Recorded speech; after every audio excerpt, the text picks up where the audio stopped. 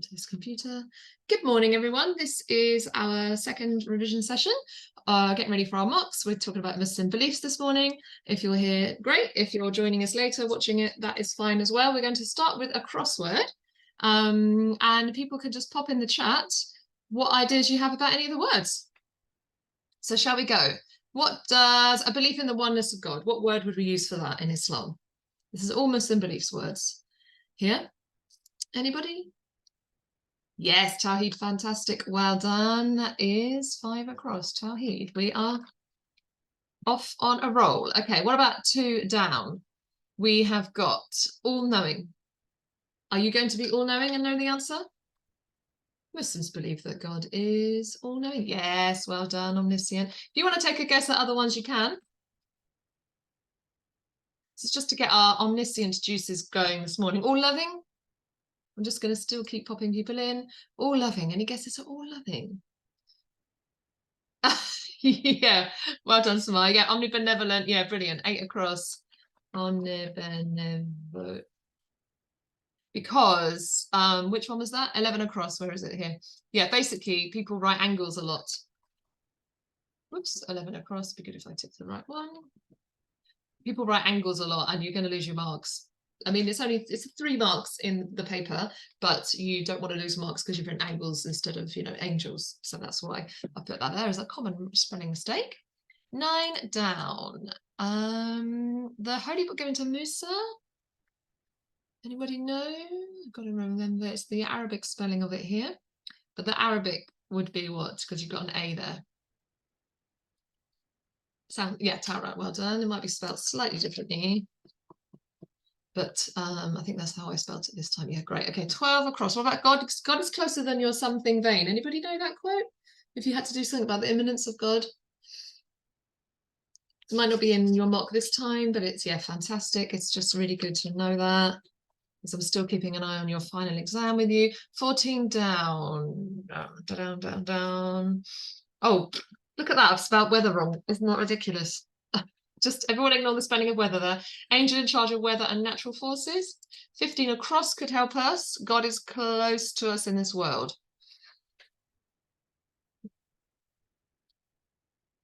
I'll give you a clue. That's got an I in it. Imminent, fantastic. Oops. Imminent, which means this is Mikhail. It all depends on how the spelling is. Oh, I've spelled it wrong. Yeah, Mikhail. I'm just going to change that in a second. 16 across. The Holy Book given to David is... Oh, no, it's not. It's the Arabic spelling. Anyone remember the Holy Book given to David or Daud? I think that makes that Mikhail.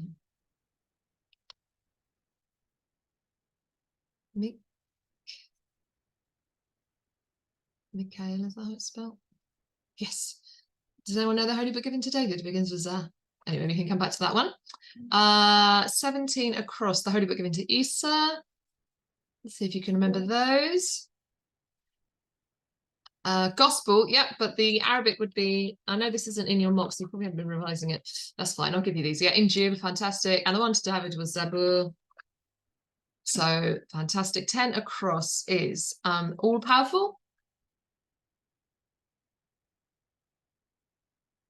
And let me just check, I'm just admitting people in all at the same time. Omnipotent, fantastic.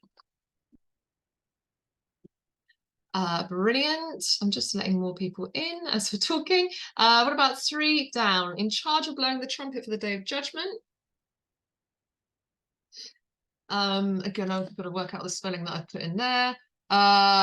We can also have 6 down as humans who've been given a revelation from God. And 4 down. Have we got more messages here? No, this is coming. Hi, if you've just joined us, we're doing a crossword. In fact, I'll put the link in the chat for you so you can have a go at doing it yourself as well. We're doing this together, just Muslim beliefs, and then we're going to crack on to the things that are in your mock topics. And you can pop in the chat any questions, any responses, anything you'd like to cover. Yeah. Okay, 3 down. In charge of blowing the trumpet for, oh yeah, prophets. Let's do that. I think the way I did it was, let's see. 13 across. Oh no. Oh, maybe it's just prophets then. Although today we're going to use the Shia word as well for that. 13 across, the holy book given to Ibrahim. I'm going to put that in because it's not something you've been revising. The scroll. Oh no. Oh. Is it that? Was it scrolls? No, what was it? Is it called something else? Someone remind me. This is ridiculous. I should know. Okay, someone's going to tell me that. 4 down. In the angel who appears to give revelations to Israfil. Fantastic. Israfil is in charge of blowing the trumpet. So let's see if I've spelled that right. Israfil. Maybe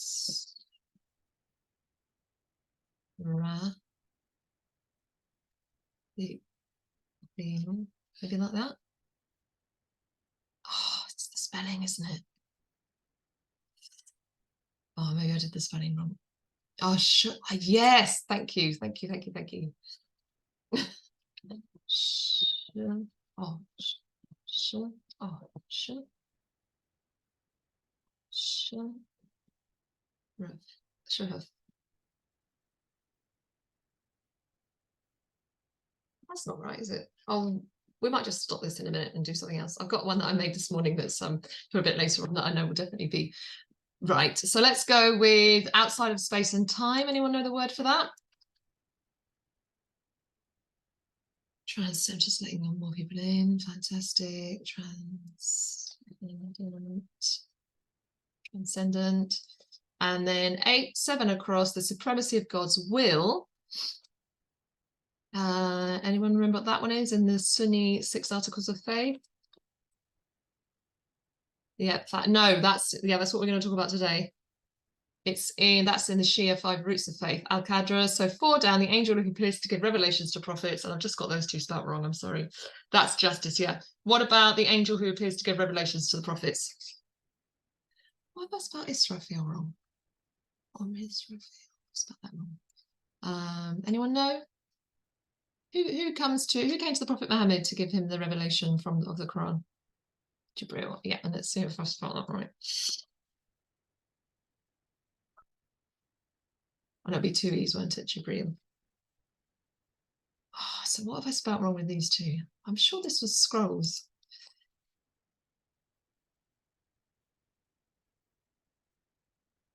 Okay, sorry about that, everyone. Okay, so basically, we're just going to stop the crossword for a second and crack on with what we need to do for today for your mock. The mock topics are, for you, is it now sharing on my screen? Is it? Have I even been sharing the screen the whole time? Is it sharing Saturday Revision Club? Does it say that on the screen? Yeah, okay, great, thanks. So today I thought we would go over the mock topics you got from Muslim Beliefs, with a focus on some 5 markers, so quotes, and then 12 marker. We sort of talked about 4 markers and influence last time, didn't we?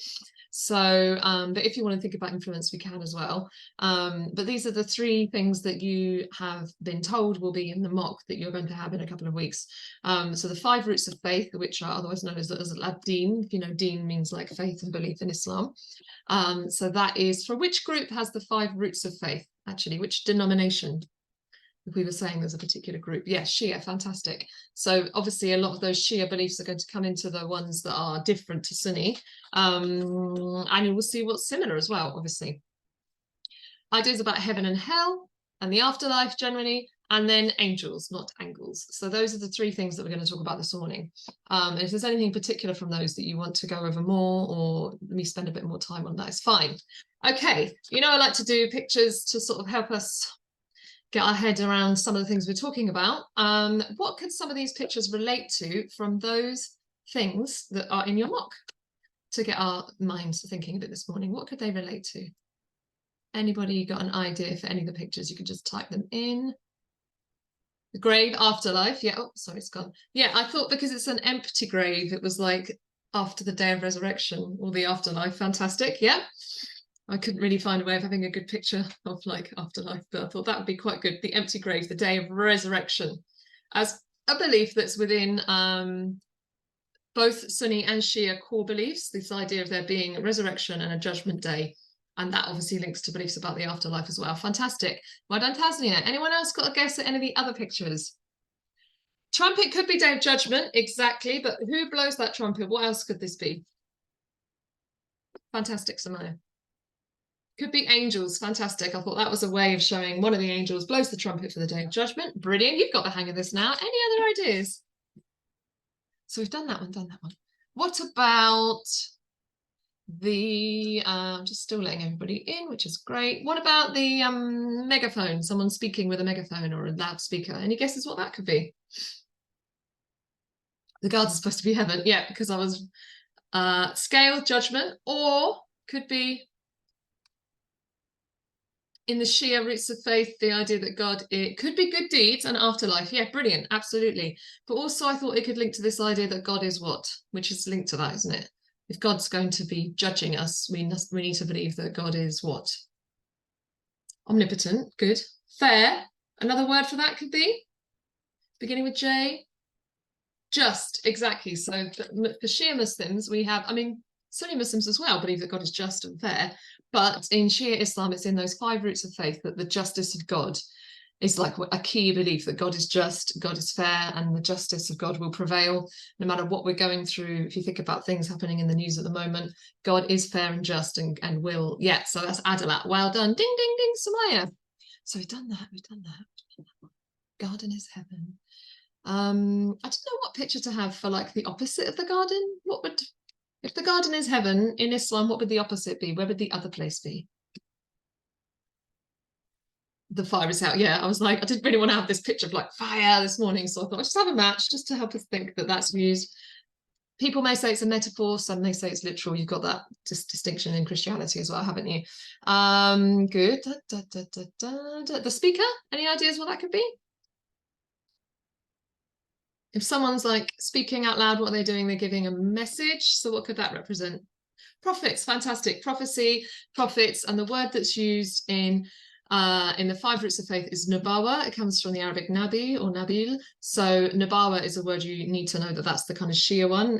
In Sunni Islam, it's Razul or Risala is used. So you just need to know that those two still both mean prophecy, because in the Quran, 2 different words are used to do with prophets. Okay, and messengers. Where else did we get to? So the last 2. Anyone know what TV show that is? I'm going to show you in a minute, Nabawa. The One Show. So what could that be? The One Show could be. Any guesses? Oneness, otherwise known as, aka Tawheed. Fantastic. Yeah, I was trying to think, how do I show Tawheed without it just being a big number 1? I thought, well, the One Show. So the one God, only one God to be worshipped, indivisible, not many gods, one God, Tawheed. And that is in both the Sunni and the Shia sort of core beliefs of Islam. And you could actually argue, is that the central message of Islam? Could be something we could discuss later. That could be a question that you get in the exam. It could be, what is Tawheed? How might it influence a Muslim, but also what are some teachings on it? But then also, is it like the most central belief for Islam? Tawheed, fantastic. Okay, let's go. Oh, the last one. Any guesses at the bottom one? This one I sort of struggled with how to show. There's a sort of Shia belief that we haven't, what is the house? Yeah, it's a Shia belief we haven't really talked about yet, that I think people do struggle with, because it's, you could argue it's the one that's the most different between Sunni and Shia beliefs, couldn't you? You could argue this is the one that's the most different, I think. If you look at the 5 roots of faith and the 6 articles of faith, this one, some people would argue it's like the most different. And I think that's why a lot of our students are more sometimes like, I just don't understand this thing. Anyone know what it might be in the 5 roots of faith? So hang on, 5. We've done Tawheed, Adalat, Day of Resurrection, prophecy. So what's the last one we haven't mentioned yet? What's the last one? So the 5 roots of faith, we've got Tawheed,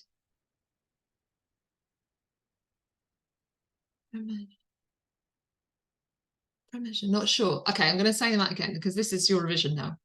So the 5 roots of faith in Shia Islam, or 5 Azad-Din, you've got prophecy, Imamain,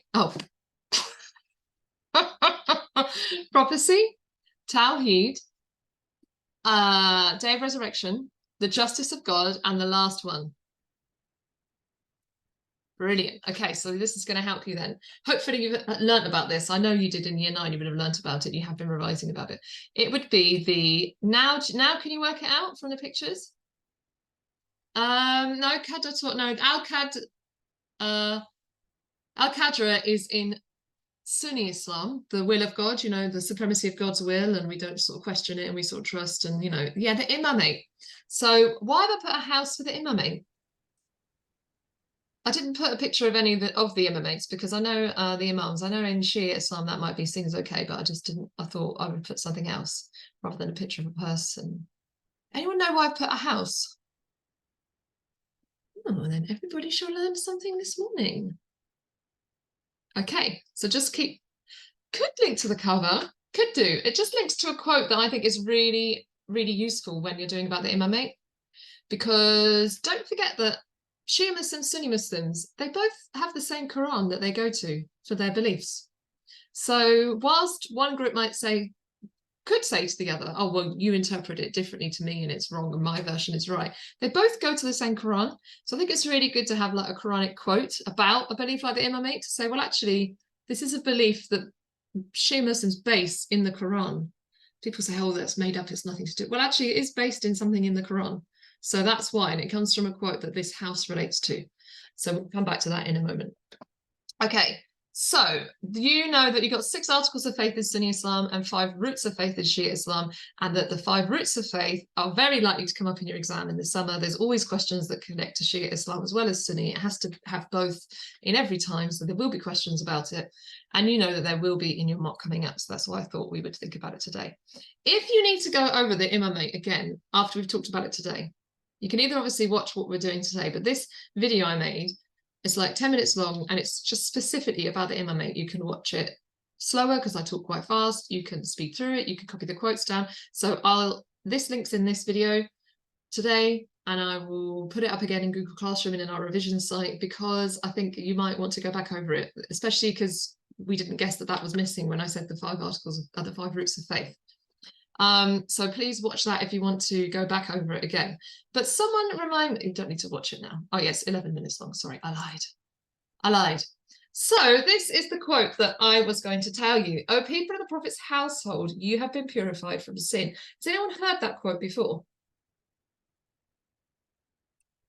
So let's write it down, everybody. Get a pen and paper, let's write it down. O people of the Prophet's household, you have been purified from sin. So I'm actually going to give us 9 quotes like we did last time, lots of quotes, because you can use them for the 5 markers, you can use them for the 12 markers.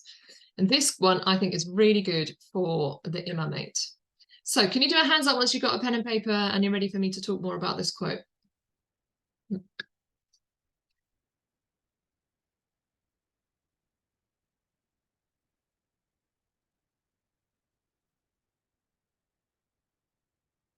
Okay, great, we're getting there. So what I'm going to do is shrink it, whoops, smaller. Fantastic. I'm going to shrink it smaller so you can still see it, hopefully, so that I can. And remember, in your 5 markers, you only get that 5th mark when you say where something comes from. And pretty much most of the ones you can use, you can say in the Quran it says, or in the Quran, Muslims read that. Same for Christianity, said about the Bible. But also, obviously, within Islam, you've got the Hadith, which is a respected source of authority. You can also use quotes from the Shia Imams if you know them, but we don't use a lot of them in our resources. But if you know them and you've heard some, you can use them. You can also use the Shahada as a source of authority. You know the Shahada from Muslim practices? So you can use that all the way through beliefs as well, if there's something about prophecy, everything like that. I say use it as the Shahada because it's not found in that exact form in either the Hadith or the Quran. So it's like you could say in the Shahada it says, a bit like we said last week in the Lord's Prayer it says, you can use that. Okay, so O people of the Prophet's household, you have been purified from sin. So who is this talking about? Do you think, if I'm a Shia Muslim, who do I think this is talking about? Oh, people of the Prophet's household. People of the Prophet's household. Any guesses? Let's see. I'm just going to stick that house back there so we remember this is the house quote. The Imams. So at the time of the Prophet Muhammad, who do you think it's talking about? Which Imam would that be who was alive? Well, there were actually three. You're right. There were three that would have been alive and with the Prophet in the Prophet's household. Who? Good. Ali. So let's just put this underneath. So this is talking about Ali. What relation? How come he's the Prophet's household? I mean, it's Ali. Why is he connected to the Prophet's household? Because he's what? How is Ali connected to the Prophet's house? So if this quote is like the people of the Prophet's household, you've been purified from sin because he is a friend of God. That's in the Shia Shahada, fantastic, or statement of faith. But why in the household? Like, what was special about being in that household? So a Shia Muslim would say more than, say, Abu Bakr, who was a friend of the Prophet Muhammad, you know? He's not the Prophet's son, Prince, but that is a good guess because it is that family connection. He is a cousin of the Prophet Muhammad, and he's married to who? Who's he married to? Who's he married to? Okay, good. So he's a cousin. So he's related by blood to the Prophet Muhammad. And he's also married to, come on, someone knows here. No? Is there anyone here with this name? Sometimes somebody is in here. It's a very popular name, beautiful name for many Muslim. His daughter, yeah, he's married to the Prophet Muhammad's daughter, who was called, come on, not Aisha, that was the Prophet's wife. She's the daughter of Khadija. She's Fatima, well done, or Fatima. Okay, so he's married to Fatima, who is the Prophet's daughter, living in the Prophet's household. That's why this word household is important. So it's not like Ummah or different companions. Okay, this is living in the Prophet's household. They are living in the same house. Here they are as a household. And in this quote, and the Prophet Muhammad, it said, recited this with a cloak, gathered Fatima and Ali, and then two other people. Anyone know who the next two imams were? Just because it's really important for Ashura, which we'll talk about next week. Married to Fatima and were married to Fatima. So it's also talking about Fatima. Fantastic, yeah. So it's also talking about Fatima, daughter. Oops. And it's talking about Hussein and actually Hassan, who were two boys. So if they were, what? Hang on, who are they then? Hussein and Hassan, who are they? Why are they there in the household? In this moment where he says, you're purified from sin, come here, you've been purified from sin. Why are Hussein and Hassan there?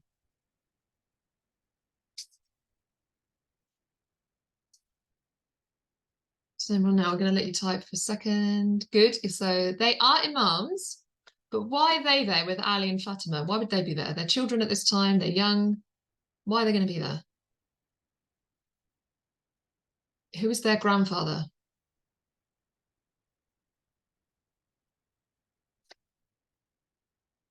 Great. Yes, fantastic. Two grandsons of the Prophet. So in the Quran, we have this verse, O people of the Prophet's household, you've been purified from sin.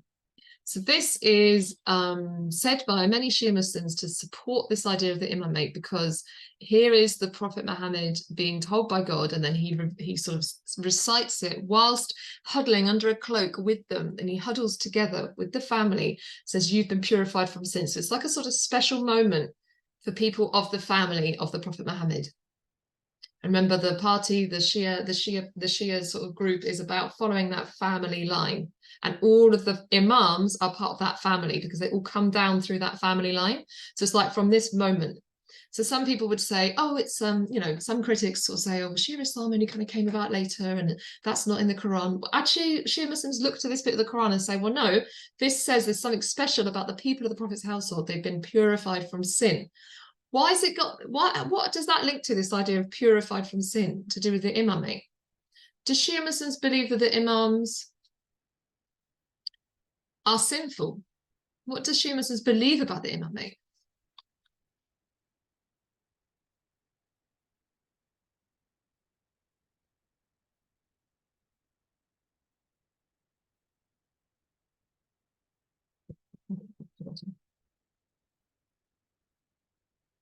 Anyone know what's one of the things? So say there's a question, there could be, you know, what are two different beliefs about? In fact, let's write that after this. We're going to write two beliefs about the Imamate in Shia Islam. Yeah. Why is this not going smaller? Anyone know what a belief is about the Imamate? So Shia Muslims believe all the Imams come from the bloodline of the Prophet Muhammad and that they are all what? Does anyone know? If they've been purified from sin, meaning they're without sin, does anyone know that it could, isn't holy? I wouldn't necessarily say, you could say holy, but there's a, like, if they haven't sinned, they're basically seen as infallible. Have you, yeah, sinless. Have you heard that word infallible? Infallible. So they are without error, without mistake. So we can look to their guidance and it's not going to be full of errors and wrong. A bit like in the Catholic faith, Catholic Christians are taught that the Pope is infallible and the Pope is sort of specially guided. The Pope isn't God on earth, you know, or like got some special prophecy or anything like that, but the Pope is able to give guidance because he doesn't make mistakes. So the same thing, the Imams are believed to be infallible.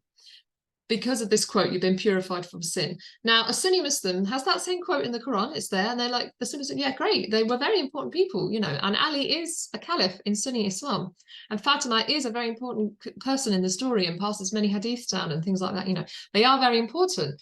But a Sunni Muslim would say they don't interpret it that then every single imam is like without sin. So it's interpreted differently. But for Shia Muslim, they would say, well, this quote supports that belief. Okay. So let's actually put that into a 5 marker.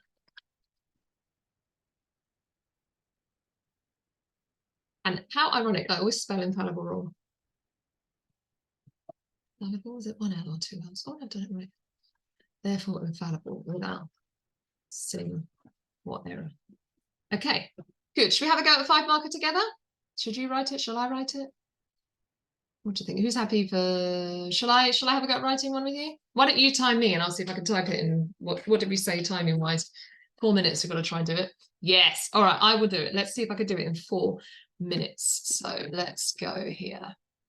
There's also a second quote that we could use, which is, I leave behind 2 weighty things, the Quran and my family. That's in the Hadith. And that's slightly different to the Sunni version, which is, I leave behind two weighty things, the Quran and my Sunnah. So those two can be used. But I like this one because it's in the Quran. So it's a source that both Sunni and Shia Muslims, you know, anyone who's Muslim basically follows the Quran, don't they? And it's in the Quran. It's just down to how it's interpreted. Okay, let's have a go at a model answer. How could it be phrased in the exam? Explain. Have I gone? Are you still writing down if I do that? Is everyone okay if I move on?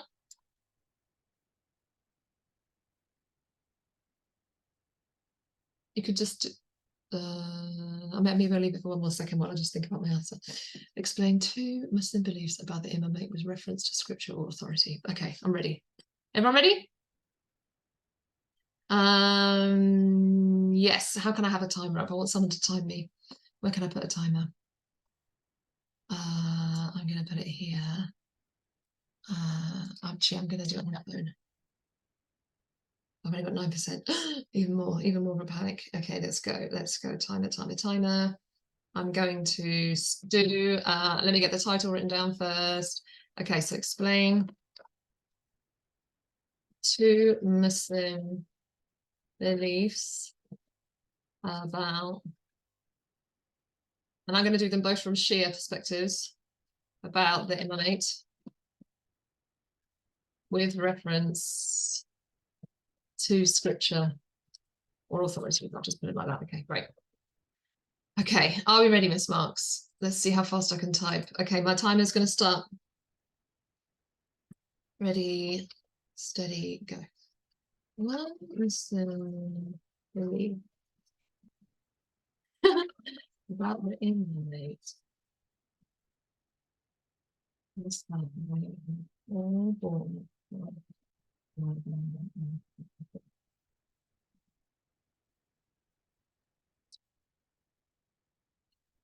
This means that all the teachings of the Imams come with the authority of being from this bloodline. So I've done 1, 2. Okay, great. A second Muslim belief about the imamate is that they are all without sin or error or infallible. This means that they have not made mistakes and aren't prophets, but are guided by God to be chosen by God. So are chosen by God to be a guide for humans after the 100. How am I doing for time? It died. Okay, now I'm going to do the 5th one. Muslims, Shia Muslims, we believe this because it says in the Quran, let me just remind myself, oh people, there we go, oh people of the Prophet's household, you have been sin. Okay, I did that in 2 minutes and 15 seconds. I appreciate I obviously know it and I've done this before, but it is possible, and I'm an old lady with my typing, so you should be quicker than me with your writing. What's the difference? I think it's pretty much the same understandings rather than beliefs. You just have to, what if it was 2 Muslim understandings about the imamate? It would just be the same thing, that you need to give 2 different things that Muslims believe or understand about it. Yeah. The only thing you need to be careful with is if it says contrasting. If it says contrasting beliefs or contrasting understandings. But that normally only happens in the themes paper, you know, your crime and punishment, marriage and family. Don't worry about that right now. That's for your next mock, probably. That's when you'll often have a contrasting or a similar or a different sort of thing you have to say. And in the practices paper, which we will talk about next week, it is always a contrasting, could be contrasting prayer, contrasting way to do Hajj. So we will talk about that next week. Yeah. Yeah. So this is a 5 marker. Yeah. Good point, Prince. I should have put that in there. So shall we see if I've got my 5 marks? So one Muslim beliefs that they're all born from the that is a Muslim belief. Yeah, I've got it. Okay, good. So I'm going to do that. Great. Okay. No, I'm not. I'm just going to do this. Yeah, it would be good if I could mark it with you. I think that's good. Okay. Next point is it's not letting me highlight it. This means that, so I've got my explanation, 1, 2. A second belief is that they're infallible. This means that, boom, in the Quran it says bam. So I've got 5 out of 5 there. I did that in 2.5 minutes. So it's possible. You really don't need to write a lot more. You want to save your energy for the 12 markers, because that's where most of the marks are, obviously. So you want to be able to just, and I have left a line in the middle. How many of you leave a line between your 2 points that you make? Do you do that? I think it's such, as an examiner, it makes it so much easier to give you those. Obviously, an examiner is looking to give you the marks, and they are, but just you want to make it as easy as possible for your examiner. You want to show, highlight, structure it. You know, one Muslim belief is this means that, this means that. Great. Okay, so that is one of the 9 quotes I was going to talk to you about. Let's go through. So that's the imamate. If you have more questions about the imamate, go to that video and watch it. It'll talk you through a lot more about the imamate, but I think we've covered a little bit about that, so that's great. We've talked about that already. Tawheed, you know that quote probably. I think now I'm going to actually see, and I'll take imamate out there because we have done that already. Let's see what you remember now from these other aspects of the course. Okay, so let's see if I've still got a waiting room. What else do you remember? So we can fill in a table like this together. If you are doing it on paper, that's great. If not, then maybe you can take a copy of it at the end. And I want to do similar to last week, where we think about all the different kind of types of questions you might have based on that heading, and we think of some ideas. So who can tell me a belief that Muslims have about their afterlife? Any belief at all? Let's get 2 beliefs. So it could be give two beliefs and you just literally state them, or it could be explain the two beliefs. So you have to obviously go into more depth. What could two beliefs about the afterlife be in Islam? Is that big enough for you to see? Okay, let me see if I can make it. Oh, that's a bit too big now. Yeah, how about that? Good, go to heaven, bad, go to hell. Yeah, so one belief is your deeds will be weighed up. And then secondly, there's heaven. Let's use the Arabic words. And heaven and hell, good. I know we're not going to go into great depth about influences, but I want to keep that in our mind. Belief in action. How might I see that a Muslim believes in heaven or hell or the afterlife? What might I see in their attitude, in their life, in their actions? What might I see a change? Something that's different about a Muslim because they hold that belief, basically. Any ideas? A Muslim might do good deeds. Oh, that's heaven. Yeah, good point.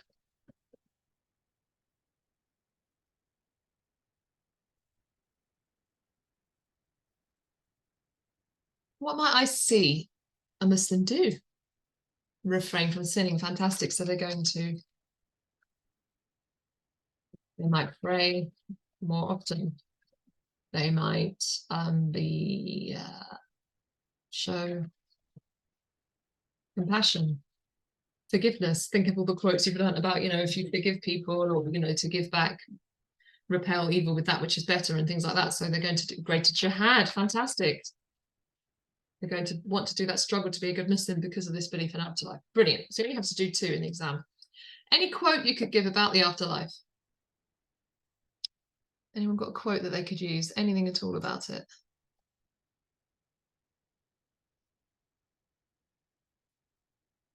We could have, unless you've got one, I could give you this. Yes. No,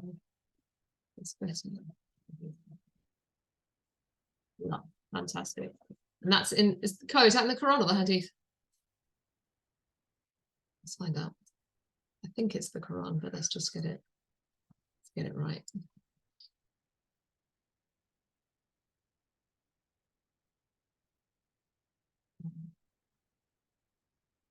Yeah, 93. Brilliant. In the Quran, it says,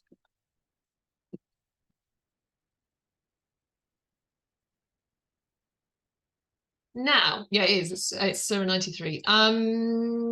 For positive and negative, I'm not saying like good or bad about heaven or hell, but is it the most important belief in Islam? Why? Brilliant. That's a good one, Prince. Every soul shall taste death, and only on the day of judgment will you be paid your recompense. Fantastic. What argument could we have for that being the most important belief in Islam? How could we argue that is the most important belief? It's the most important belief because that's what shapes the whole Muslim's life. There's hope of getting to heaven and hell, I guess. Well, not hope of getting to hell, obviously. This it shapes every action that a Muslim does, you could say, or it's everything that a Muslim is working towards in this life for the life after, or it gives a focus to every action we do now.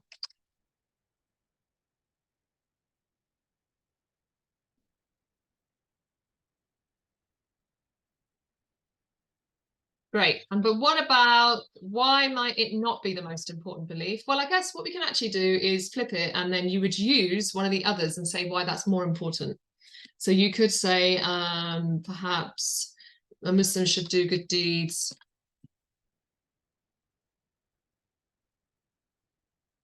because they're right, not just because of this hope of getting to heaven. Could you argue that? Could you say, actually, that's not why Muslims do good deeds. Muslims do good deeds because they're good, and it's right to help people, and that's why, not because of this hope for themselves to get to heaven.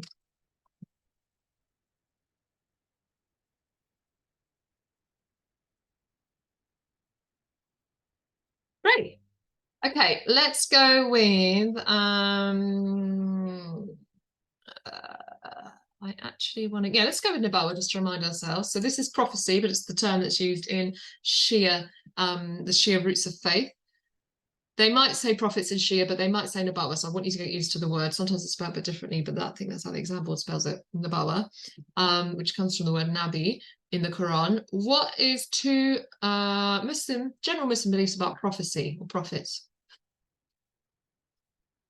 Prophets are given messages from God to people. And who do Muslims believe was the last prophet? Sunni and Shia. Who believed that the last prophet was? Who?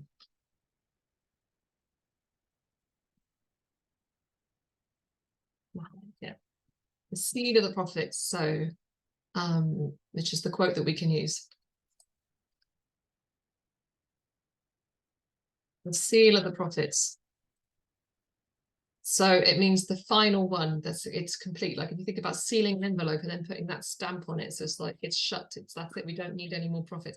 Or apparently in an arch of stones, if you're making an arch of stones in the olden days, then you would put this special stone at the top that makes it all rest. So the arch is finished and that one in the top makes the whole thing stand. Yes, good. The knowler of the unseen. So he doesn't reveal his secrets to any except to whom he chooses as a messenger. So the messenger is bringing the revelation from God to the people. The messenger isn't God or divine. So that's very different to the idea. So for example, the idea of Isa is not God incarnate like Jesus is in Christianity, but the messenger comes with this very important message from God. And there is some discussions over whether the prophets are without sin. Most Muslims would say they pretty much are, but at least we know that Muslims would say the Prophet Muhammad was without sin. Okay, so we can use that. He's called the seal of the prophets in the Quran. How might I see in a Muslim's life that they believe that in prophecy? What might I see? Again, this is why Muslim practices is so good to do, because you can use them. Things like completing the 5 pillars.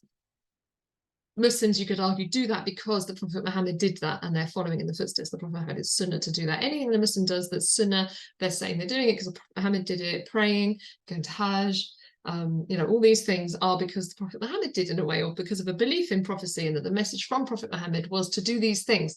The Quran says fasting is prescribed for you. The Quran says it. That was through the Prophet Muhammad, the revelation. Muslims fast for Ramadan. So you can use the 5 pillars for these influences. Yeah. Same thing, we could use the 10 obligatory acts. Because Shia Muslims would say, they are through this idea of prophecy, where these have come from. What else could we do to do prophecy? Yeah, I think they're the best ones to use. Is a belief in prophecy more important then than a belief in the afterlife? What do you think? Why would you argue it is really, really important in Islam? Any ideas? Why would you say, hang on, okay, there's the afterlife, fine, but actually a belief in prophecy must be more important because, what could you say? Anyone got an idea? Who have we got here today? Abda, Ryan, Prince, someone with that name, Julia, Stella, iPhone, Amira, Taliban, just seeing who we got. Tasnia, Sumaya. Any of you want, and Chloe. Why would someone argue and say, hang on, prophecy must be more important than a belief in the afterlife because, well, how would we know about the afterlife if the prophets weren't sent to give us that message? Someone could argue, yeah? They could argue, well, prophets is how we know about the afterlife and how we know how to get to heaven. It's through following the messages that the prophets were given from God. So prophecy must be more important, because if I didn't believe in prophecy, then I'm not going to believe what the prophet tells me, am I? Do you understand how we could use that? So you're not saying one is like wrong. It's just you could be asked in the exam which one is more important, and you're sort of having to draw out the different significances and importances of it. So how would we know? Any other? Could be about Tawheed as well, the afterlife, all that sort of stuff. Beliefs. If we don't believe the message the prophets give us. Okay. 2 left, and then we'll take a break, and then we'll come back and do a 12 marker together. Is everyone still here? Give me your hands up. Or you're going to have to make a cup of tea already. Bye. Great, a few of you are still here. Brilliant.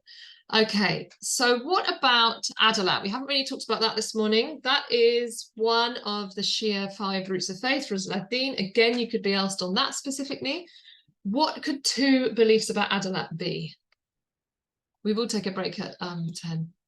Nabawa is prophecy, basically. It's just the term used in Shia Islam for prophecy. And Shia Muslims believe that the Muhammad, all the, the prophets, the beliefs that Sunni Muslims have about prophecy is the same as Shia, as in like Adam was the first, then you got Musa, Ibrahim, Isa, all those different prophets, Dawood, Yunus, I'm not going to list them all, but these are all prophets, and that the last one is the Prophet Muhammad. Shia Muslims do not believe that Ali's another prophet, that there's any other prophet. Shia Muslims believe that Prophet Muhammad is the final prophet and messenger of God. Someone said earlier about that term that's used in the Shia Shahada, and Ali is a friend of God. So it doesn't say Ali is another prophet or Ali is a prophet of God. Ali is a friend of God. So there's a distinction.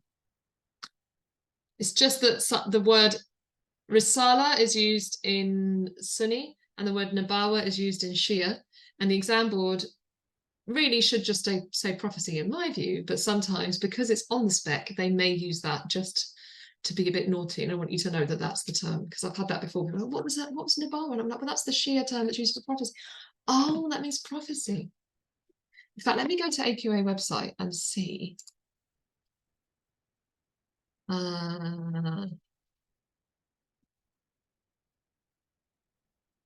will find the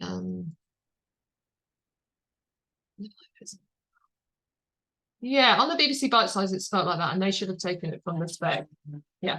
And sometimes from the Arabic things come with a different spelling, don't they? Which is not very helpful, but it's our fault. But yeah. Anyway, okay. Should we go with Adalat? Any other questions about Nabawa, or is that okay? I just want you to be used to the word in case it comes up. Like they might say Adalat and they won't say justice of God. So you kind of need to know what Adalat is, even though, yeah. Okay, let's go. Anyone remember what Adalat is? I've just said justice of God. In fact, shall I put under here what these things are? Yeah, that God is fair, God is just. And that God's justice will come about. So this is particularly sort of important, you could argue, within communities which are facing injustice or oppression, or if you think of many, for example, Muslims who might be suffering or who are suffering at the moment in Gaza, even no matter what suffering we're going through now, God's justice will prevail. And no matter what injustice we're going through and oppression. So if you think about statistically, Shia Islam has been in the minority in most countries and definitely in the world. And often minorities are oppressed by the majority, and that has happened at different times. Come and do the Islam A-level, we'll talk to you about that, the different Muslim states that have existed and what happened. So at times, it's obviously been a really important thing for Shia Muslims facing injustice, facing oppression, they can't practice their faith, they can't express their Islam the way they want to. Okay, it's okay. God's justice will prevail overall. God will be just and will be fair, and justice will come, whether now or in the hereafter. It's a thing to hold on to when you feel like things are unfair and unjust.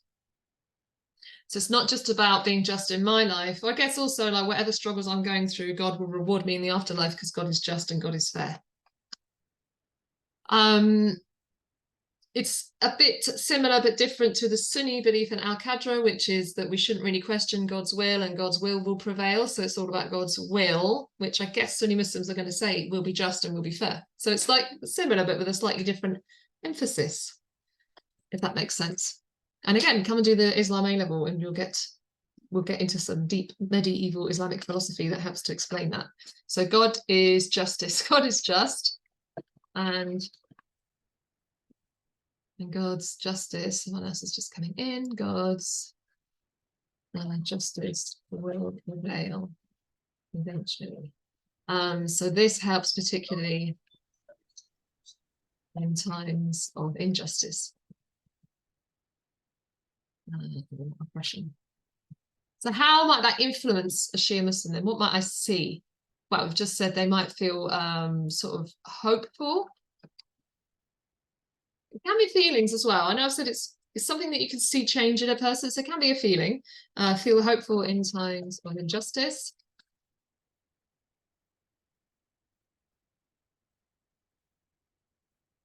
Yeah, you could use that. God will not burden it. Yeah, you could have that because God is fair and just to everyone. And also you could just say one of the 99 names is Al-Adl, which is the just. So you can use the 99 names as well. Sorry, I forgot to tell you that.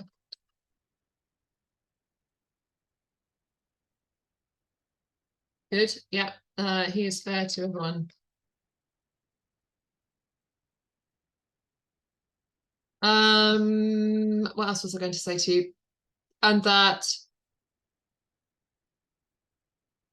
there's one thing we haven't actually talked about to do with the imamate. Who does Shia Muslims believe is waiting for the end of the world to then come back? Does anybody know?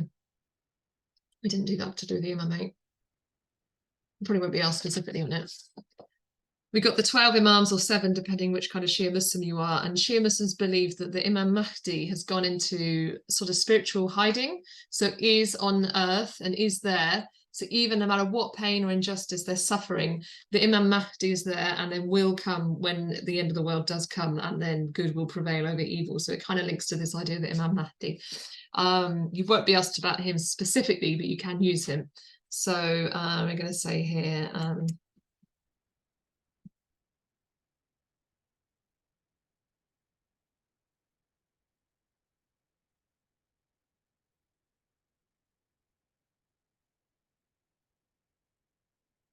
that there is a link.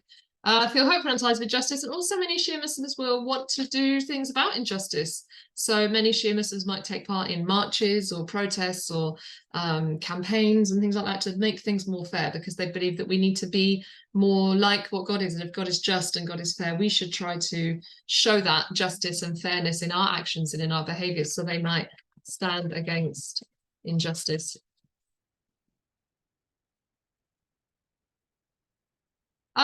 Why might that be the most important belief in Islam, or in Shia Islam particularly? Why might it be the most important? Why could you say, well, that should be central? Because I guess it's like, why would you worship a God that's not fair or not just? Like, that's why we worship God if someone's a Muslim, is because this hope that God is fair and just, because it wouldn't be you wouldn't worship a God that's not fair, would you, and not just? Or would you? I don't know. You could argue that for some, why would we worship a God that is not fair or just doesn't fit with God's nature? It is a central part of God's nature, and it can be such a when facing hardship, it can be a central hope that this has to be worth it, that there will be justice and fairness will prevail. Why do good things happen to bad people, and why do bad things happen to good people? It's like one of the biggest questions that we have as humans, isn't it? You know, that just wasn't fair. What happened to that person? Well, there must be some sense and some fairness in the world. Okay, we haven't done angels. Let's take a quick vote. Do you want to do a quick thing, like run through that for angels, or should we take a break now and then come back and do some 12 markers? I don't mind. We can whiz through angels, or we can have a little break because it's about an hour since we started. How do I do a vote? Let's do a hands up if you want to stay and do something on angels now. So Samaya, Chloe wants to. Ooh, okay, let's just whiz through it. Come on, it's on the page, isn't it? It's on the page, Miss Mox. Come on, the coffee can wait. Okay, let's shrink it down then. Oh, that's a bit too tiddly, but you can. Oh, so angels. Now, I suppose a lot of what we talked about so far is in the 5 roots of faith, Ruz al-Din in Shia Islam. Great, but angels are not in there. Now, it doesn't mean that Shia Muslims don't believe in angels, because obviously Jibreel is the one who, you know, brings the revelation of the Quran to Prophet Muhammad, and angels are important, but it's just not seen as one of the key core like beliefs in Shia Islam. Do believe in angels, but they don't believe it has to be part of the Ruz al-Din. A little bit like differences between you know, Sunni Muslims do believe that God is fair and just, but they don't have the justice of God as one of the key six articles of faith. So you won't be, if they say give two beliefs that are in the 5 roots of faith or Usul ad-Din in Shia Islam, don't use angels. But you could be asked on angels because it's on your mock topic, and it's obviously it is a Muslim belief, and it's in the 6 articles of faith. So one belief about angels that would be within the Sunni understanding of angels, then, because we're thinking this is in the Sunni 6 articles of faith. I'm going to put here 6.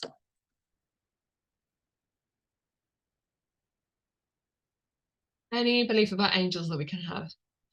Do angels have... Why do angels do the things they do? That sounds like a song. Why do angels do the things they do? Why do they do the things they do? Why do angels like control the weather or blow the trumpet or lead people to the afterlife or come and give help get the revelations? They're commanded by God. Fantastic. They're commanded by God. They do not have what that we do as humans, apparently. They don't have free will. Brilliant. They cannot disobey God. They do not have free will. So that's why it's quite important in Islam that Shaitan or Iblis was different to the other angels from the beginning, because the angels do not have free will, whereas he disobeyed God, didn't he? So he's not seen as the same as angels. Yeah. So one thing we're going to say is angels, oh, look what I did there, do not have free will, only do as God commands them.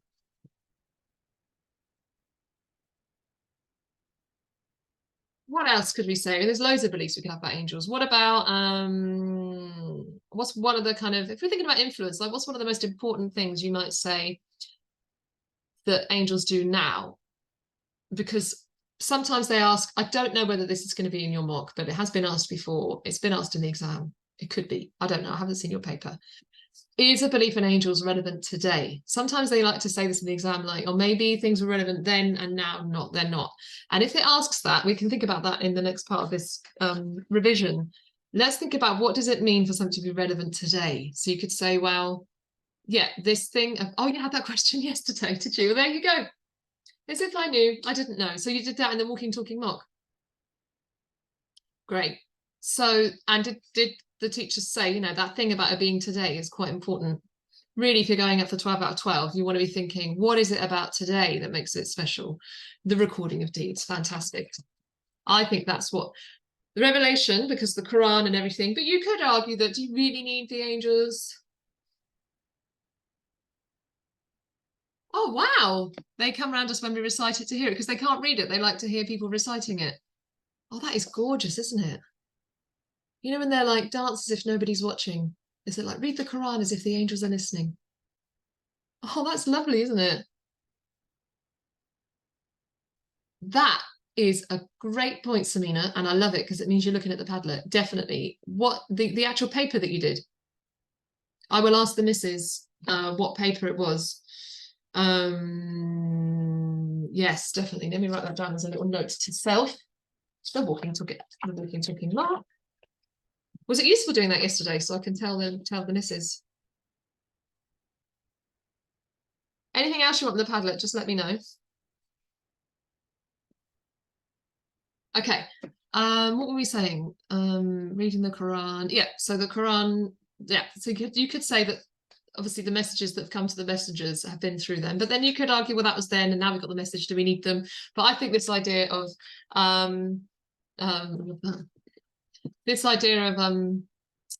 the recording deeds today is very important. Oh, you know what I'm saying. Recording deeds. Okay, so how's that going to influence a Muslim? They are going to do good deeds. Never feel alone in times of trouble, even when they're just reading the Quran quietly, like we've said. Never feel alone or abandoned or forgotten or not noticed or not important. I think that's really good, really important as well. It's going to help Muslims to feel like that. How else it's going to also influence Muslims to read the messages from the messengers, the holy books, etc. Brilliant. Okay. What's a quote we could have? They do not proceed in speech So yes, they come with the message from God, but only when they are commanded to. Oops.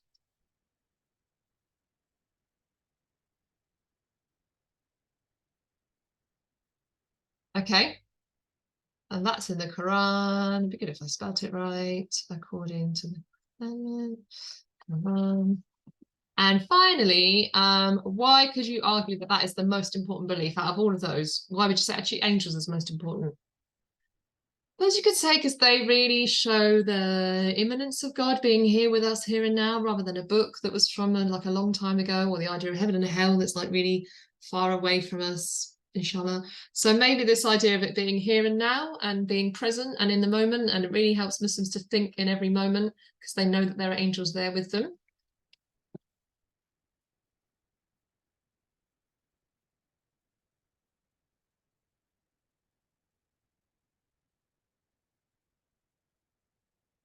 Proceed, so that means do it before, or go ahead of, or sort of jump the gun, go ahead, do it before, do it without being told.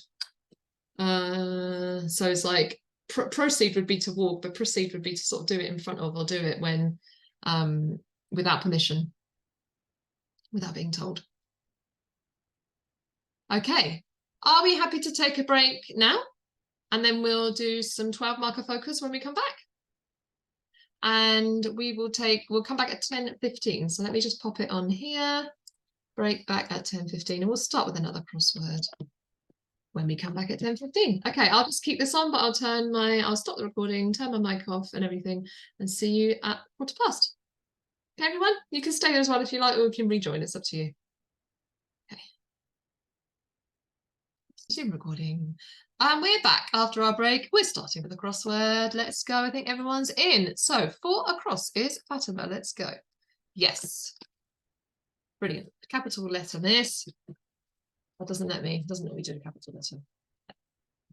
Fatima, good. Let's get all these right and get our star. 5 down. The day of resurrection, or 8 across, the state of waiting between death and judgment day.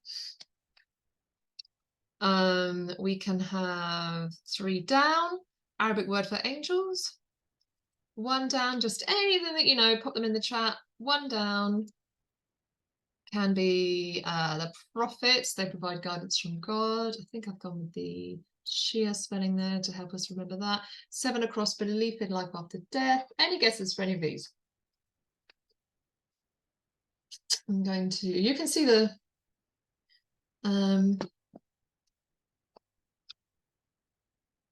hopefully here you can see the clues. Oh, here, I'm trying to show you the clues here. I don't know why that's so annoying. Any other guesses? Any other guesses? Come on. Oh, it's Chloe, Kazi, and someone else, Sunera. Malaika, brilliant. Well done. So that is angels, 3 down. Malaika, and I've got a friend who's got a daughter called Malaika, named for that very reason. I think I spelled something like that. Yes, good. What about 8 across? Razak.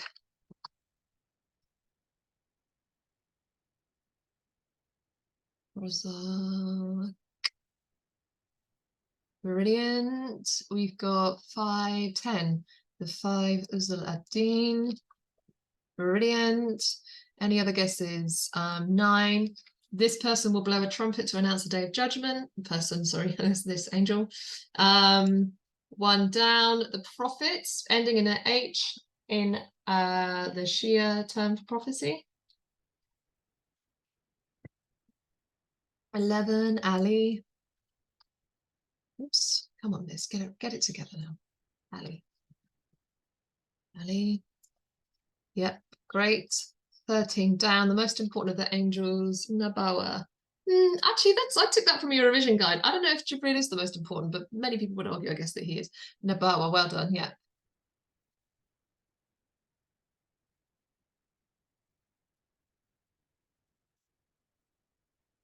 Okay, 2 down, paradise or heaven. 6 down. One of the most important angels, Adalat. 7, Adalat, well done. Adalat. Oh. 17, sorry. 17 is down here. Sorry. Adalat, good. What about 17 across? Oh no. Oh. Miss Marks, get it together. It's 17 across. Adalat, Adalat. Okay, what else have we got here? 16 down, the place of torment or hell. 17 angels down. Yes, great. That's the one. As Robbie Williams once sung. Brilliant. Jahannam.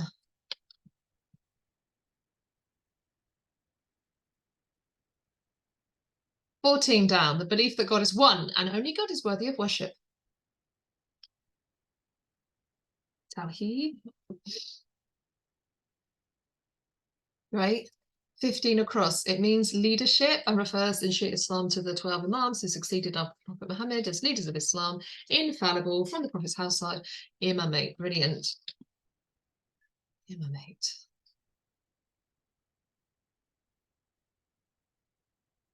Imamate. Good. 13 across. The most important, you could argue one of the most important angels.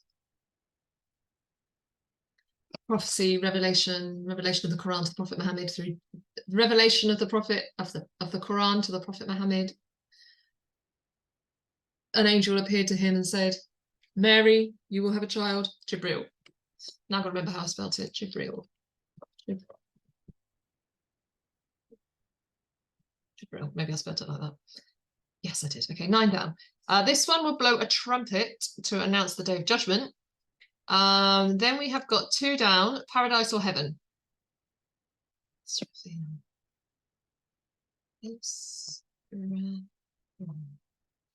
Good. 2 down, paradise or heaven. Jannah. And I've taught many kids called Jannah, more girls than boys called Jannah, aren't they? Normally. 6 down, the most important angels, one of them, he gives spiritual and material help to humans. Some say in charge of the weather. I think this one as well. Now, how did I spell it? Is it Mikhail? How did I spell it?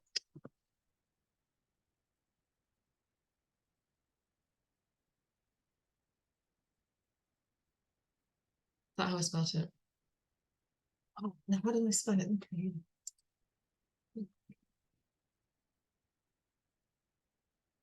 How I spelled it, I'm going to get it wrong now. Oh. Okay, let's do this one first. We want to get the letter there. Belief in life after death is, yeah,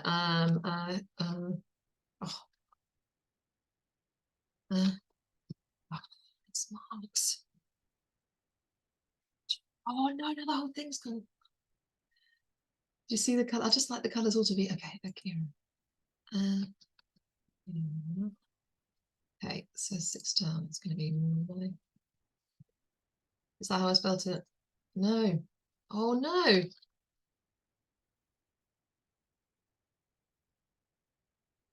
I don't know how I spelled it, everyone. I'm really sorry. Oh, we were going to have a full thing there.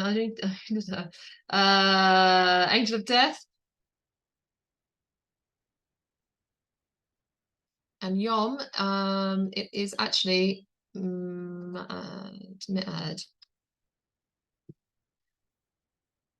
Mi'ad is the word that's used in, oh no. Mad.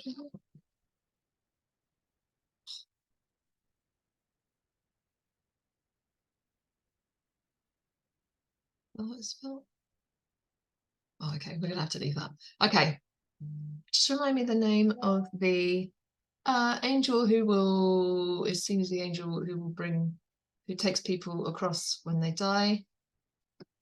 We haven't done much about angels this morning.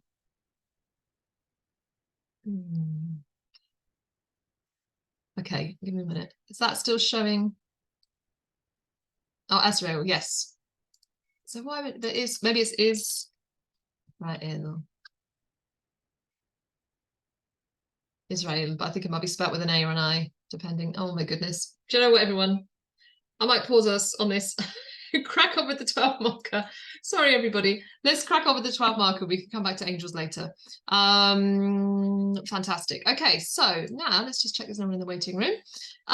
What is it that you need to do to, is it showing the, does it say 12 mark essays on there now, the screen in front of you? Just thinking of the time, it's already nearly 12:30, so I won't have time to do the Kahoot at the end.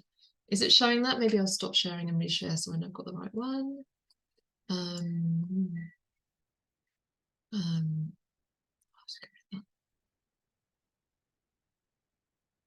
Sharing. I'm going to just reshare. Okay. What do you need to do to get 12 out of 12? What are some of the things you need to do? 2 quotes and a justified conclusion. Brilliant. Good. A thesis for against conclusion. Good. Anything else? That's pretty solid.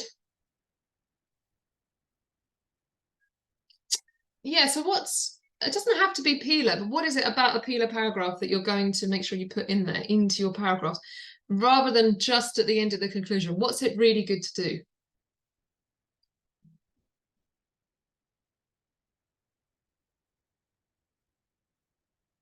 Structure. Brilliant. Analysis. So your point, evidence, explain, link, analysis. So you are giving it structure. They use this term logical chains of reasoning. So you're showing that there's some structure, you're explaining, you're giving it evidence, and then you are also doing analysis, you're doing the evaluation. So the best essays, you can get all the marks by doing all the evaluation at the end, you can. But number one, you're leaving it to the end, you might run out of time.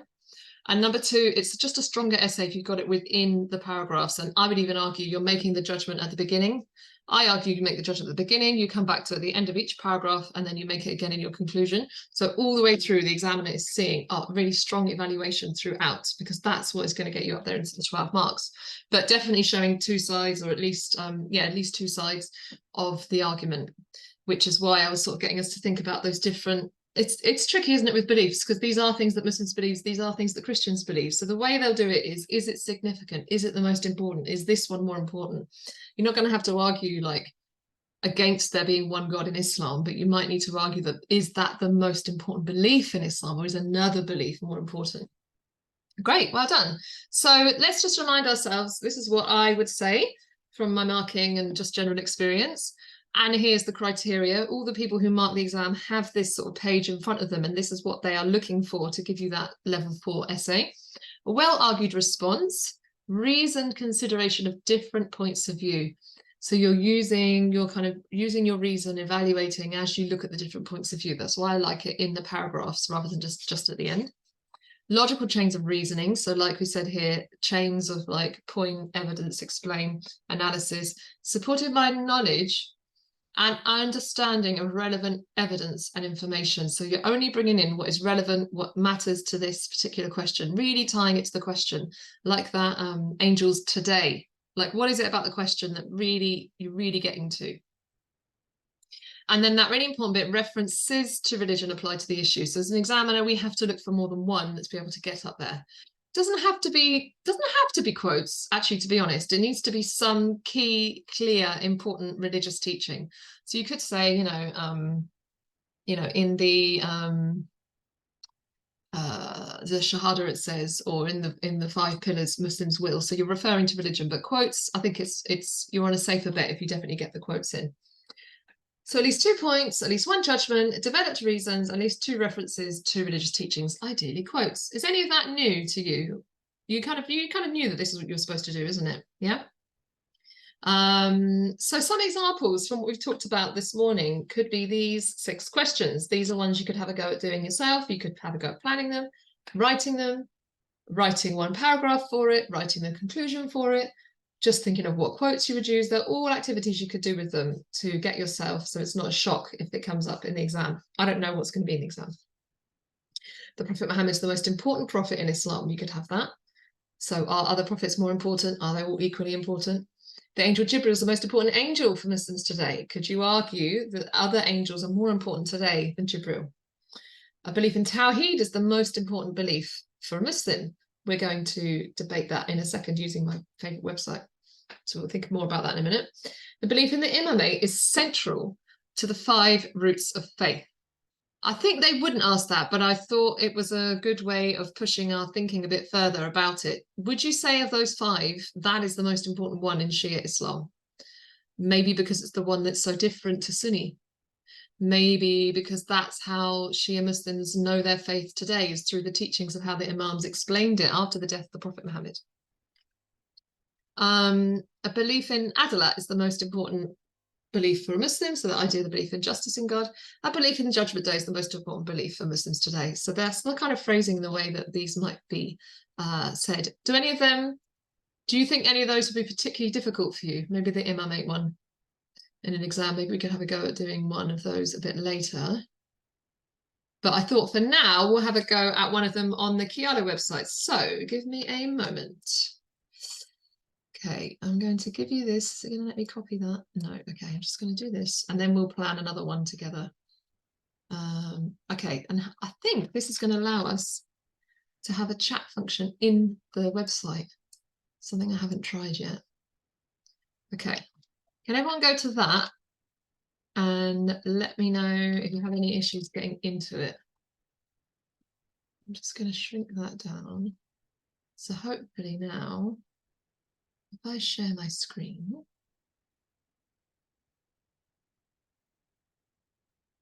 it's sharing that.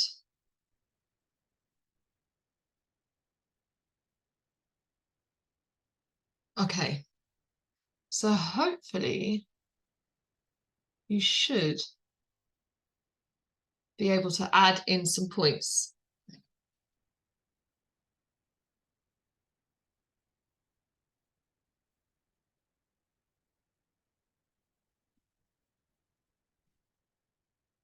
Shall I do a couple to get us going?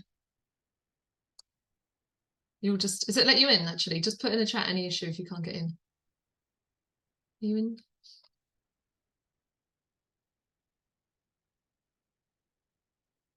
Yeah, belief in Tawheed is the most important belief for Muslims to hold.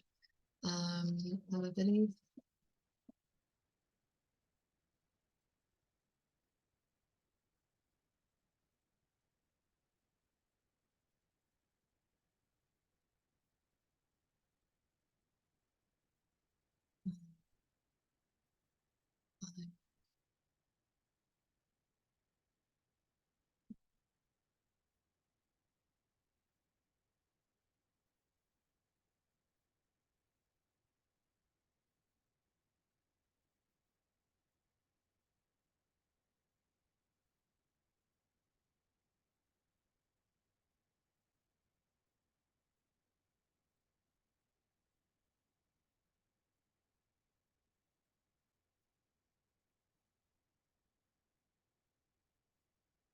Okay. Oh, there are other beliefs like Zakat and Angel. Yeah, good. Beliefs like Zakat. I guess Zakat is you don't know what you're supposed to do. So you go into the site, because you weren't here last week. Can you see what I've got on my board there? All these different points. You just basically click, very good to ask me. Click on the green if you agree and tell me why. Give me a reason. Click on the red if you disagree and say why. And then you can go to individual ones and have a debate with those as well. So you can either click at the top and have a look, or you can look here, or you can do it like that, and then you'll see it like this. And then we will decide which ones we think are the strongest points. Maybe we'll do it for a second one if you want. So I'm going to, yes. Oh, very good. Okay. Oh, we're kind of on the idea that it is the most important. Right. What could I argue that it's not the most important then?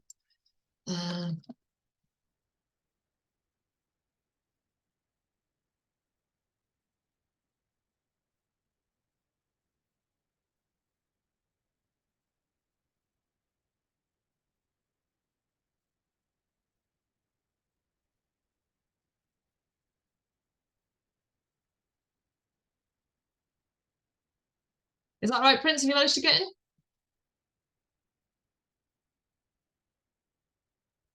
Well, it hasn't said who's doing it. Oh, I wanted it to show me who it is, and I thought there was a chat function.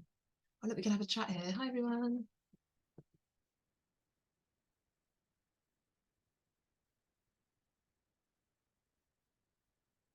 So at the moment we've got 6 or 7 people in, and we've got 1, 2, 3. Yeah, great. Okay. If and yeah, good. That's a very good point, actually. Yeah, I think maybe Tawhid is the most important. What else can I argue against? Let me see. Um,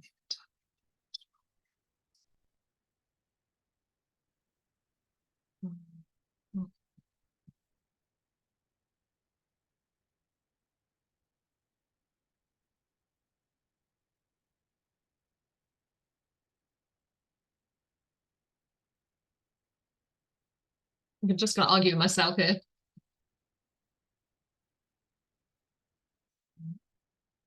And then here I'm going to argue against myself and say, but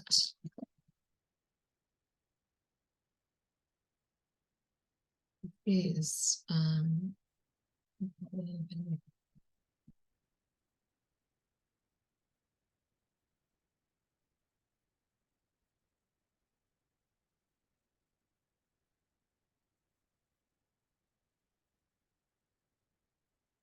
hmm,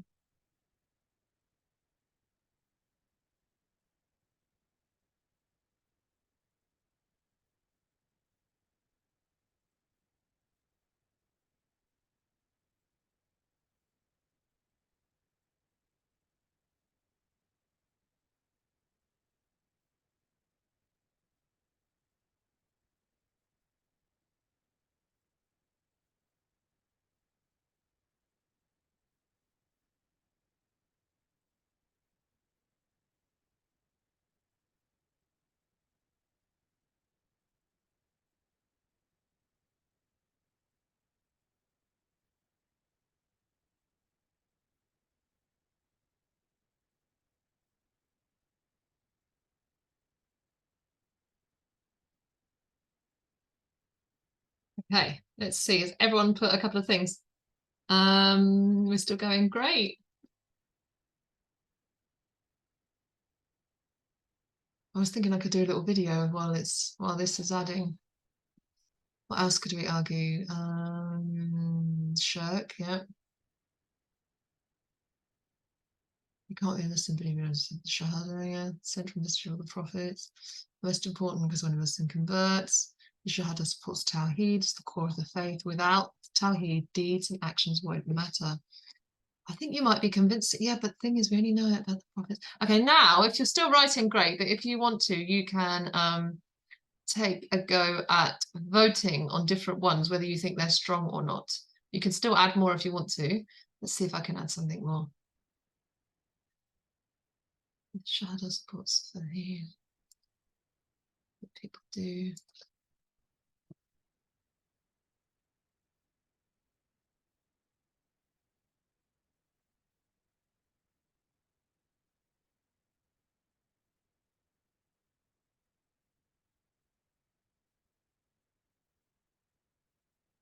Mm.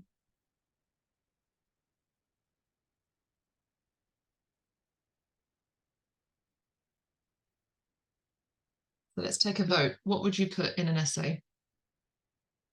And I think we'll do a second one on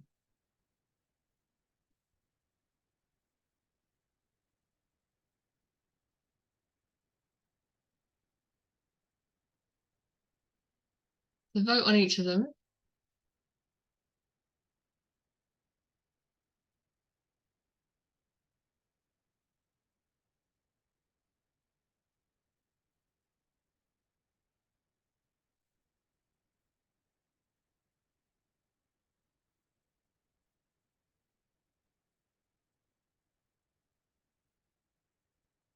Am I allowed to vote for my own? Yeah, something I mean. I think that's quite a good. I like that one. I think that's a good one.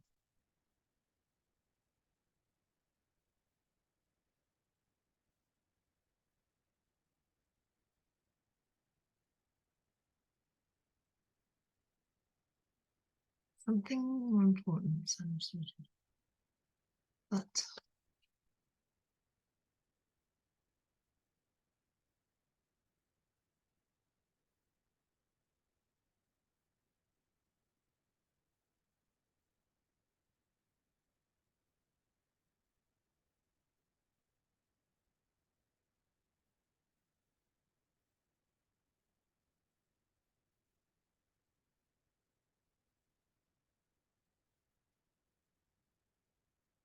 I want to have a go at doing another one of these, but we're going to have lots of we're going to do it slightly differently because I think you're super good at this.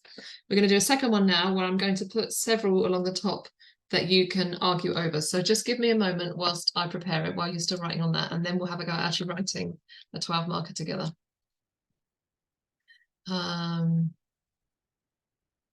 Is it still showing the one that we're doing here, hopefully? There we go. Okay. Let's go here.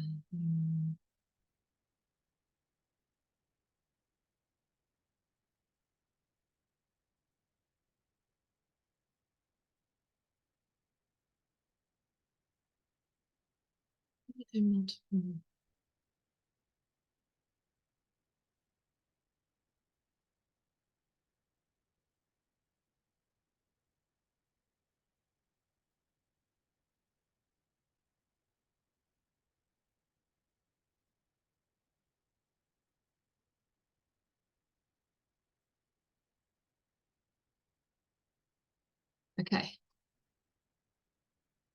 And then maybe have a think about what would you do in an essay for this, if that was the question that you had.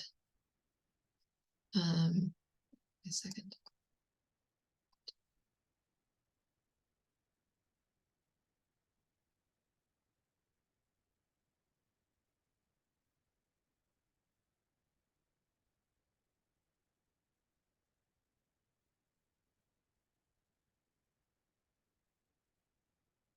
Okay.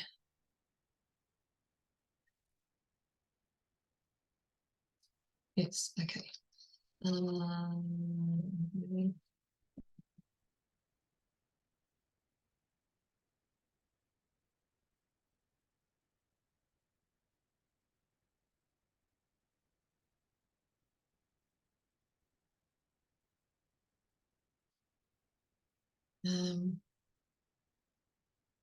Great.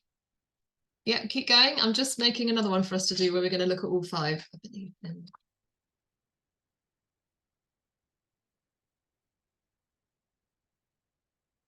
Good. And then I'm going to do another one.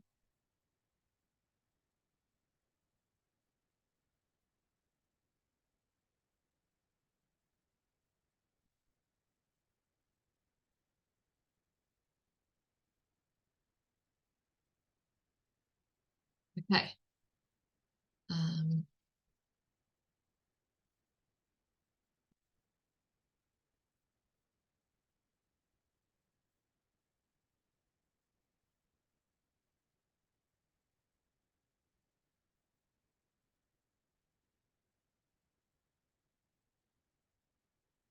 Okay, my last one now. And here we go. I'm going to share this link with you.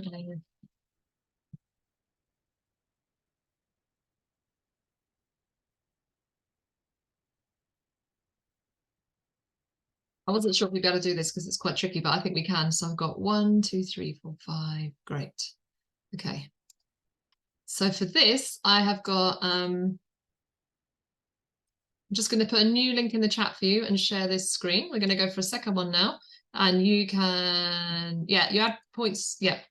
So let's go for this one here now. I'm going to stop this, but I will put the link to it in the Google Classroom so that you can use it there as well in our revision classroom, if you can keep using it if you like. So hopefully now it looks like this. If I share, that's fine. Have a go at this one.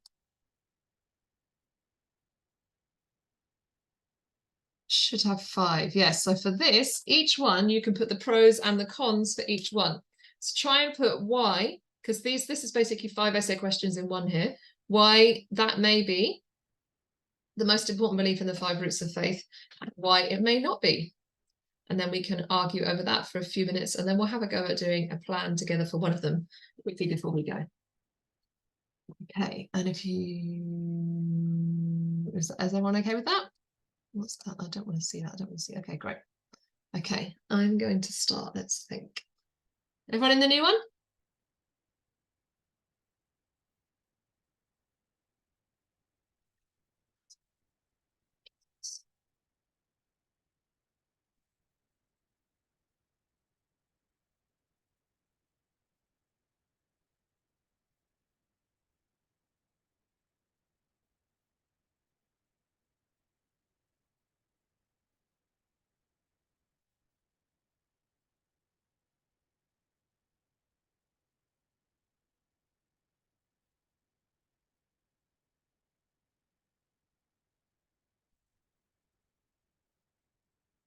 Okay. So you can pick whichever one you want to go for. Brilliant. People are already, yeah, good, fantastic. I'm going to say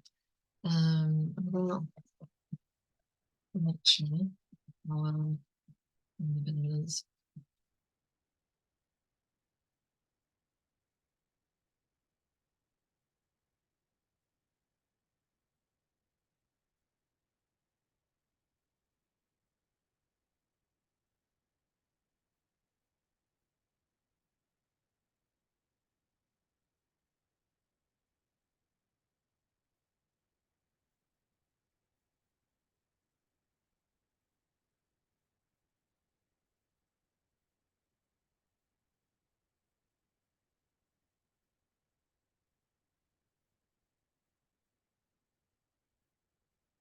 it's lovely.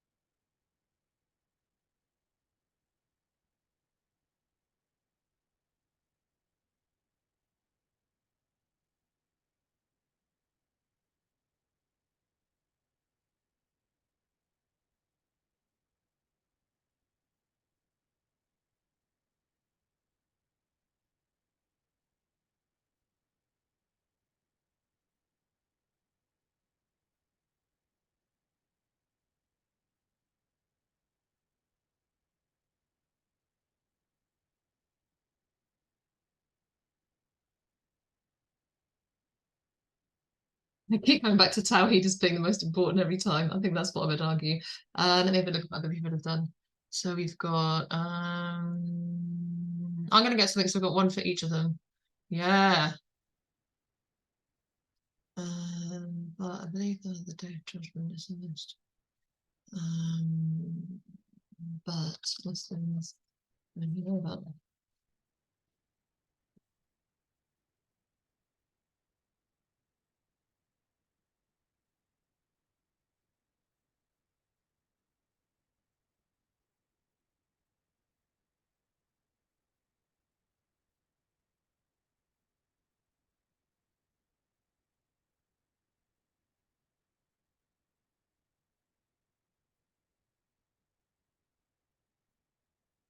Great, well done, Chloe. I love that.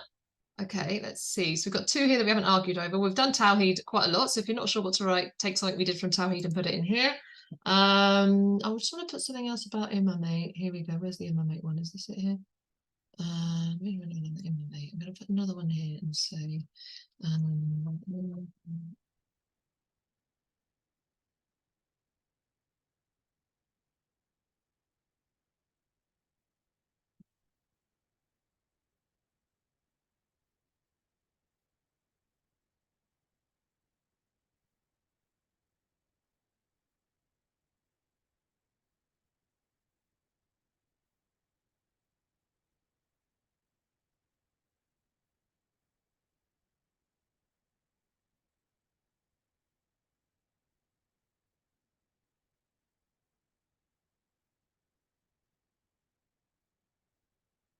boom. Has everyone put something? We've still got the two here that we haven't argued. It's funny, hasn't it? We haven't done Imamate here. Who has contributed? Let's see. We've got Chloe, Samaya, and Samina have. Is anyone else able to join? Are you not joining this one? You've given up on the Keanu? Are you still here with me? We've got 11 of us, 10 on the chat. So if you're not doing this, then maybe you're just watching us or you're just having a think. Are you still here with us? Who else have we got on here? Julia, Prince. Are you just watching us and seeing what we're doing? You don't really get it. So yeah. Oh, you're just watching. That's fine. Basically, if you follow the link I put in the chat, it should take you to this where we're typing in here. And then I basically, rather than one debate, I've put 5 here. So you could be asked, each of these is the most important one. of the 5 roots of faith?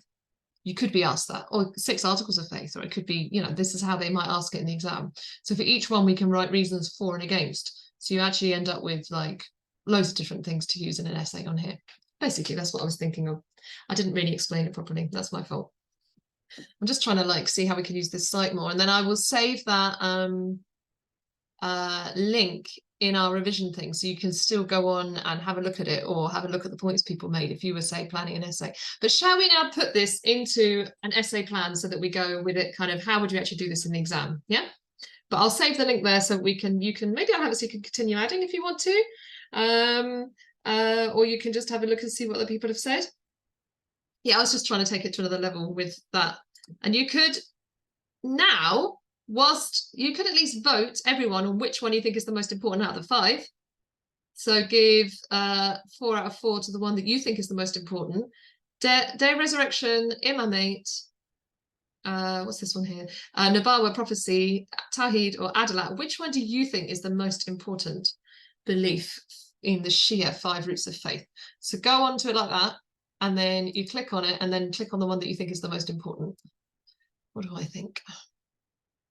Do I think Imamate, Nubuwah, Tawhid, Adalat, or Mi'ad, the Day of Resurrection?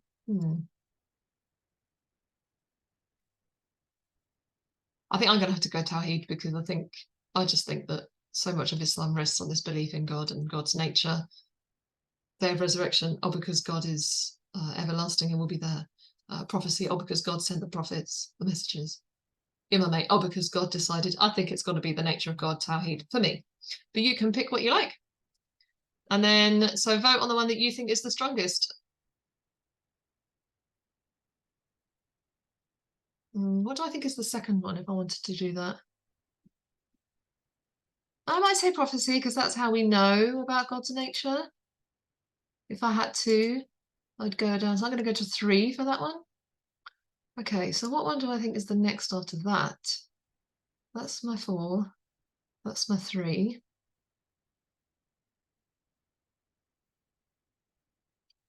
I think I'm going to go Day of Justice, Judgment, because I think it just shapes so much of what a Muslim does in their life that I'm going to do that. I'm going to say, how do I vote on it? Let me run myself it. Oh, it's not going to let me vote.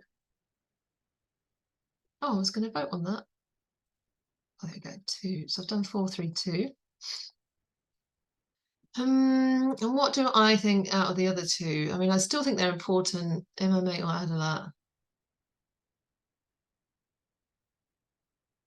I think I'm going to have to go Adalat, because I think it's such a hope that people have, and it's what people basically believe in, that God is just and fair and will be judged fairly. What's the point in doing any of these things if we're not going to be judged fairly? Which makes Imamate, even though I do think it's also very important, as my least. Okay, so has everyone voted on them?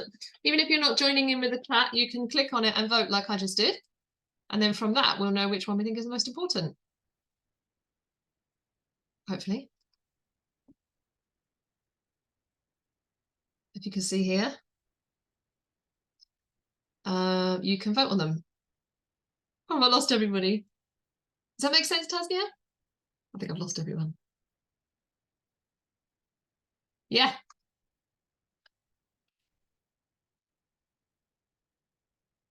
And then let's just super quick plan together. We've got 5 minutes. So I reckon, yeah, in the exam, we say like 3 minutes to plan, don't we? So I think we've got to, oh, then we haven't done the Kahoot.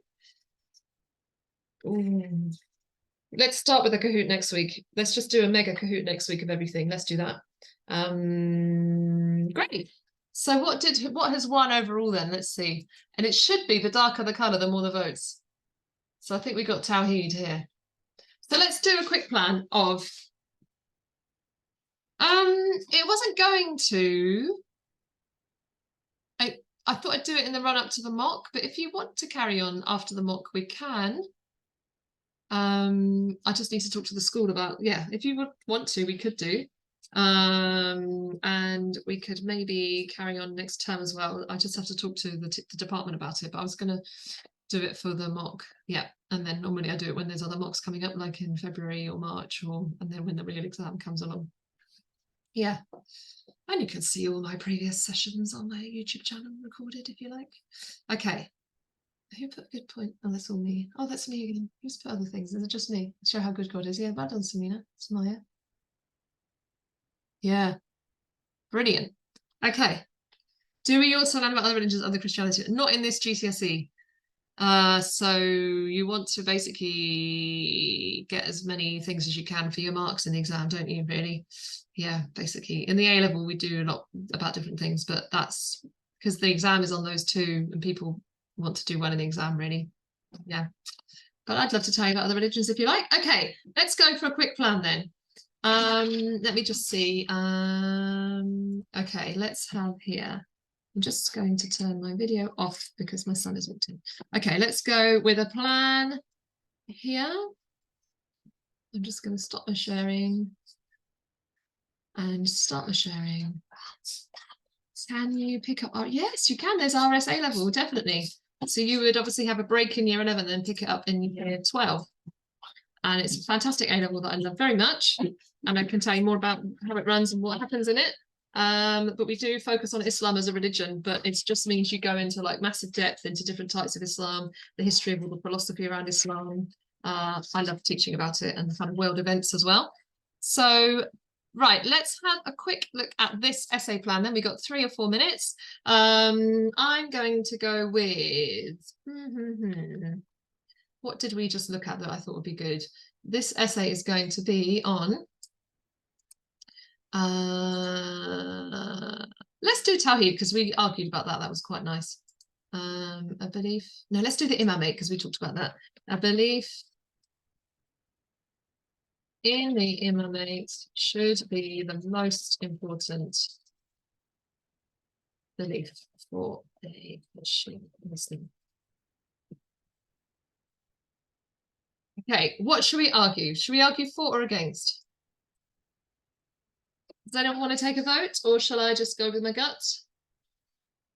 I think I'm going to argue against because that's basically what I just worked out from doing the Kiala, didn't I? That I didn't really think it's the most important. I thought other things were. So this essay will argue that the statement is incorrect and that a belief in the Imamate is not the most important belief for a Shia Muslim today. But what is? What should we say is more important? What was I saying in my Kiano there? I think I'm going to say, but Tawheed is. Yeah. Brilliant. So 4. Some people would argue, some Muslims would argue that it is, the Imamate is the most important belief. Why? Why would they say that, do you think? They would argue that it is the most important belief because they are infallible guides for Muslims after the death of the Prophet Muhammad. They offer guidance for how to actually live out this faith of Islam, more guidance for how to be Muslim. And the Imam Mahdi is there now on earth in sort of hiding, waiting for the end of the world. So it's very important for all those beliefs about the end of the world and Shia Islam are going to be connected to the Imam Mahdi. And it's called occultation, but I'm going to say spiritual hiding now. So it's like around Shia Muslims now is Imam Mahdi. But finally, what quote can I use as my evidence? Anyone finish this for me? Or people of the...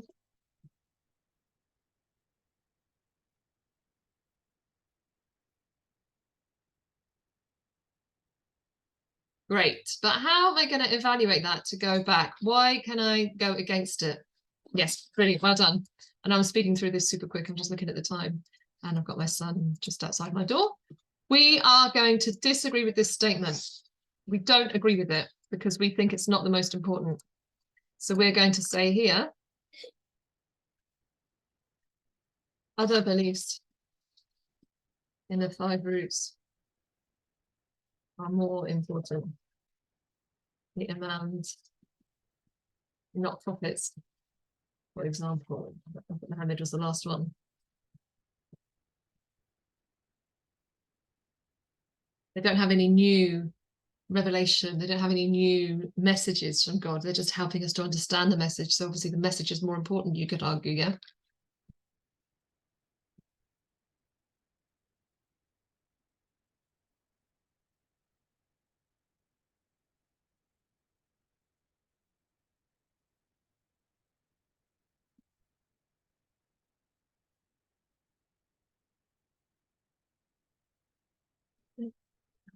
The message, and the message comes from God.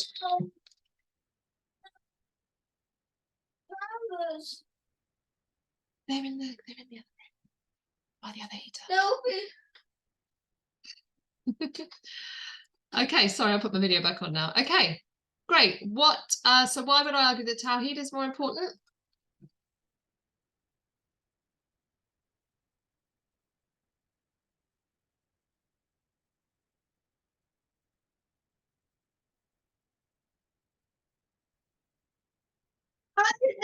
I've been staying in there for a long time. Okay, wait, just wait over there. Wait, I'll come and find them in a second.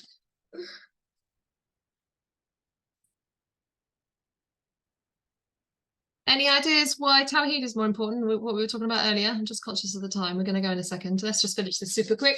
Why might some Muslims say Tawheed is more important? Because you can seek closeness with God. Because, yeah, we're going to say all Muslims are seeking closeness with God. I like that. A lot of beliefs linked with Tawheed, or should we say they rest on Tawheed? Or they are built on the idea of Tawheed, or they come from Tawheed, you could say. Could you argue that? Like, why would you have prophecy if you haven't got a God that's yet built on? So we're going to say the Shahada is as evidence. So I'm just looking at the time. We can obviously write it in the exam. So because the Shahada is evidence. So we're going to disagree with the statement. So we now need to say why this is a strong argument because. So here, actually, just to help you with the language, I'm going to say this is a.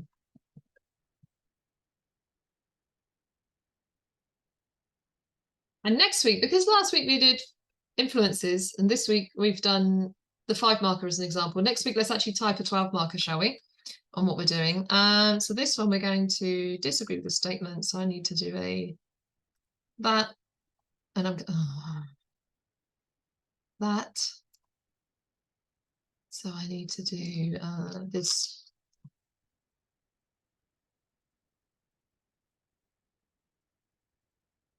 This is a strong argument because you need to believe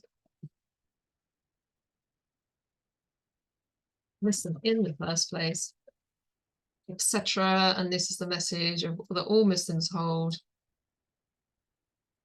All Muslims hold this belief, showing its importance, blah, blah, blah. Overall, the arguments against the statement are stronger than the arguments. Therefore, the inmate does not